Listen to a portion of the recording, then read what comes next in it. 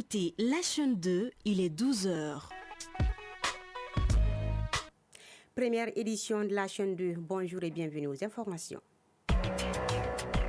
Infocité, le journal de l'info de proximité sur la 95.2. Les titres, s'adapter au changement du climat est une obligation pour tout un chacun. En ces derniers moments, nous assistons de plus en plus à des vents et des tempêtes de poussière, des changements climatiques qui se font sentir sur Bamako. Mariam Kounati, qui est allée à la météo, nous édifiera sur ce changement. Insertion des femmes, jeunes et personnes vivant avec un handicap à la radio était au centre d'un atelier tenu par la Haute Autorité de la Communication AC et la Fondation internationale pour les systèmes électoraux IFES. Jefa Diara nous fera le point. Vous avez sans doute goûté au fari ou akra fait à base de haricots. Dans ce journal, les amateurs de ces recettes du haricot auront de l'eau dans la bouche avec Maïmouna Kone qui va nous présenter les variétés culinaires.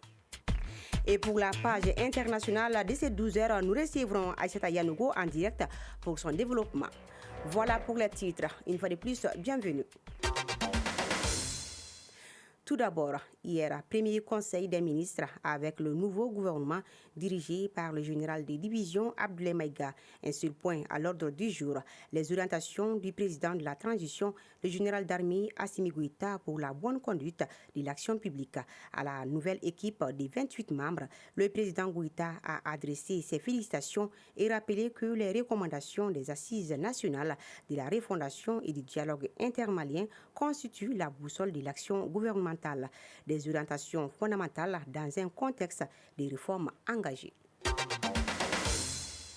La Haute Autorité de la Communication AC et la Fondation internationale pour les systèmes électoraux IFES viennent de restituer le rapport de leur monitoring test pour l'inclusion des femmes, jeunes et personnes vivant avec un handicap à la radio. C'était à la faveur d'un atelier qui a réuni hier les hommes et femmes des radios de la capitale. Plus de détails avec Jefa Diara qui a pris part pour la chaîne 2. L'inclusion des groupes dits marginalisés tels que les femmes, jeunes et personnes vivant avec un handicap à la radio est essentielle pour garantir une représentation équitable et diversifiée dans la société. Consciente de cela, la HAC, avec le soutien de l'AFS, a évalué le niveau d'inclusion de ces groupes et par le présent atelier vient de partager le rapport avec les hommes et femmes des radios. Seydou Sissouma, membre de la HAC. Il s'est agi de regarder un peu le niveau de 8 radios de la place, parmi lesquelles naturellement la chaîne 2, pour voir est-ce que lorsque vous organisez des plateaux, tenez compte de la vie des jeunes, des femmes, des personnes vivant avec un handicap sur les différents sujets que vous traitez. Et dans vos personnels, quelle est la proportion de gens si, au sortir d'ici, la conscience s'installe chez les animateurs et les responsables des radios que vous êtes, c'est qu'on a gagné le pari. Et naturellement, grand espoir est placé en cette restitution de monitoring test d'inclusion à la radio, source d'information largement accessible aux populations. Fanta Diallo, Radio Bamakan, représentant la maison de la presse. Moi j'ai apprécié ça parce que ça permet aux radios de se perfectionner, de prendre en compte l'inclusion de ces couches-là, de prendre des précautions pour booster un peu l'inclusion au niveau de leurs organes. Ami Baba Sissé, promoteur Radio Sahel. Ce que j'ai apprécié, c'est que la HAC plus les partenaires sont en train de faire en sorte que les médias puissent prendre en responsabilité leur rôle.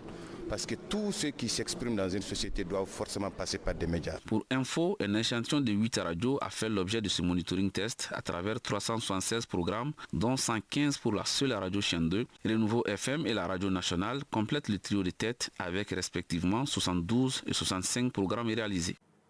Je le disais au titre, en ces derniers moments, nous assistons de plus en plus à des vents et des tempêtes de poussière, des changements climatiques qui se font sentir sur Bamako, un phénomène que l'équipe médicale et prévisionniste de la météo font une interprétation technique. Ils invitent les citoyens à prendre des mesures pour se protéger face à ces nouveaux défis climatiques. Mariam Konaté nous défie sur ces changements. Changement climatique sur Bamako et environ. En ce mois de novembre, les populations observent ces derniers jours des vents violents et des nuages de poussière qui envahissent la capitale. En ville, nous avons croisé Cheikh Sadibou Kaboré et Nadoumia qui partagent leur avis sur ce phénomène naturel. Nadoumia, vendeuse de nourriture. La fraîcheur et les vents de poussière sont de plus en plus forts maintenant. Parfois, cela devient difficile de se lever tôt, mais nous sommes obligés de se lever pour venir vendre de la nourriture. Ce n'est pas facile, mais j'invite tout le monde à se protéger. Cheikh Sadibou Kaboré, membre de la CMDT. C'est vrai, le changement climatique est là, mais il faut que les hommes aussi changent. Parce que tant qu'on ne change pas de comportement, toujours est-il dit que le changement climatique va demeurer. Face à cette réalité climatique qui n'est pas nouveau à Bamako, le prévisionniste recommande des mesures innovantes pour mieux anticiper et s'adapter à ces changements. Bakary Magané, prévision et alerte météorologique au niveau de Mali Météo. Et ce phénomène est vraiment aperçu en toutes saisons, mais un accent particulier est mis pendant la saison sèche, c'est-à-dire pendant la saison froide, qui fait que souvent on a un soulèvement de poussière, des mesures d'adaptation. Il faut que nous arrivions à nous adapter. Le message particulier que j'ai à lancer à l'endroit de la population, c'est vraiment travailler, qu'on arrive à avoir un environnement sain, propre, vivable à tout moment. Ça, il faut vraiment un comportement, il faut un esprit de tous les jours. Le changement climatique affecte notre santé et il est nécessaire que chacun prenne conscience de ces dangers et adopte des gestes pour se protéger, nous conseille Dr Ousmane Diarra, médecin au centre de santé de référence de Koulikoro. Évidemment, il y a beaucoup de maladies qu'on peut attraper à travers ce changement. Maintenant, la maladie la plus répandue concernant la poussière, ça c'est la tuberculose. Et ensuite, il y a les maladies virales aussi. Beaucoup de rhumes peuvent être attrapés à cause de la poussière. Les mesures sont très simples, on a toujours dit. Il faut toujours mettre les masques. Les masques sont très importants, mais malheureusement, nous avons constaté que c'est à travers les épidémies que les gens portent des masques. Appliquer une pommade à base de karité sur la peau pour éviter une sécheresse. Il faut toujours laver les mains avant et après chaque sortie. Il est donc crucial que chacun prenne conscience de ces risques et agisse pour protéger sa santé et son environnement. Une préoccupation mondiale partagée lors de la 29e édition COP29 à Bankou. Un rendez-vous pour sensibiliser et trouver des solutions concrètes au changement climatique. Merci Mariam Kounati, faisons donc attention. Et c'est ce qui nous amène à faire le tour d'horizon avec Aïssata Yanogo. À présent, le tour d'horizon de l'actualité internationale. Tour d'horizon avec vous, Aïssata Yanogo, bonjour. Bonjour Koumba. Tout d'abord, tu nous amènes à RDC où a été condamné l'opposant Kikouni. Oui, l'avocat de Sete Kikouni a annoncé hier son intention d'introduire appel contre une décision qualifiée d'injuste suite à la condamnation de l'opposant à 1 an de prison ferme pour incitation à la désobéissance civile et propagation de faux bruits. Cet opposant avait été arrêté le 2 septembre suite à des propos tenus en août dernier devant des militants. Au Mozambique, des rappeurs dénoncent la répression de la contestation post-électorale.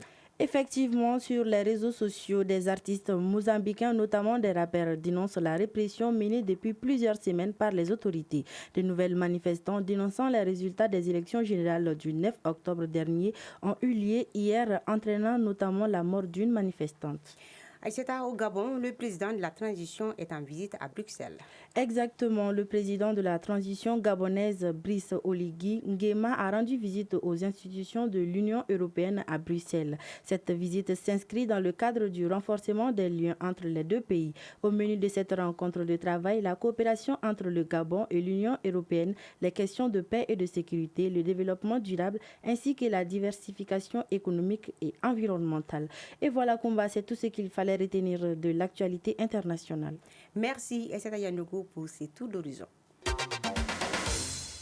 Retour chez nous où le haricot est bien apprécié. Cultivé au Mali avec une valeur nutritive riche, il est à la base de nombreuses recettes et parmi lesquelles la rédaction s'est intéressée à Fari, Accra ou Chofroufrou. Les amateurs de ces recettes du haricot auront de l'eau dans la bouche avec Maïmouna Kounati qui va nous présenter des variétés culinaires. Suivons ensemble. Awa Doumia, vendeuse de Fari, est en pleine discussion avec un client.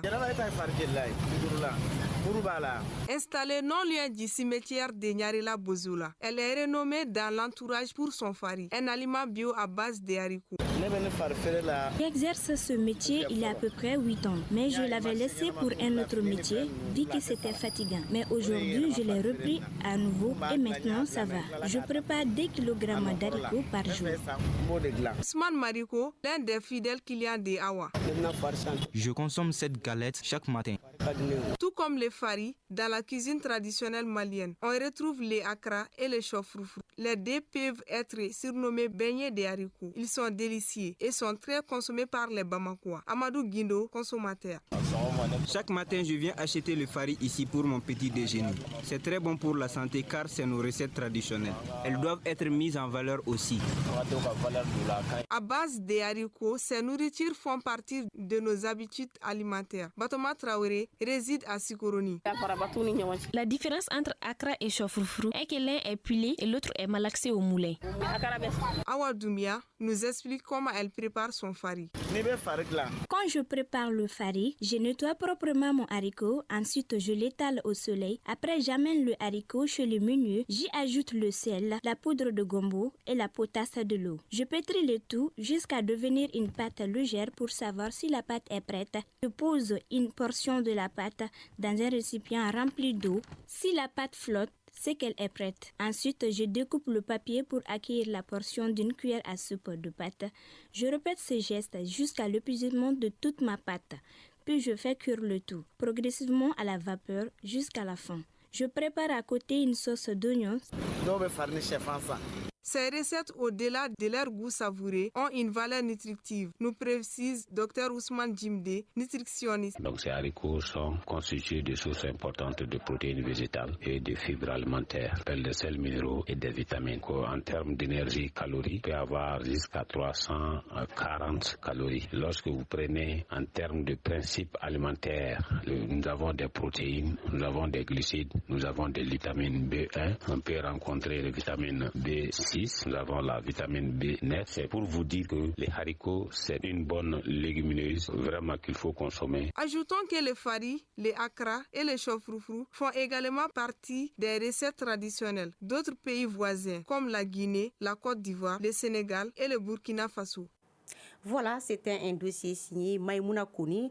On a beaucoup appris. Un clin d'œil à la météo.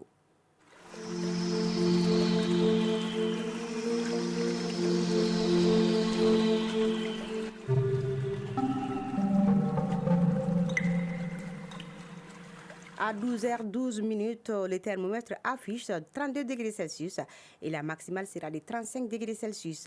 Et quant au soleil, il se couchera à 18h04. Point final donc à cette édition qui vous a été présentée par Aïssata Dit Koumbakane, réalisée par Adam Kone et Amadou Sankare, mise en onde Diala Samake et mise en ligne Badji Touré, coordination éditoriale Seydou Traoré et Djefa Diara. Grand merci à vous aussi de votre attention. Bonne journée à tous.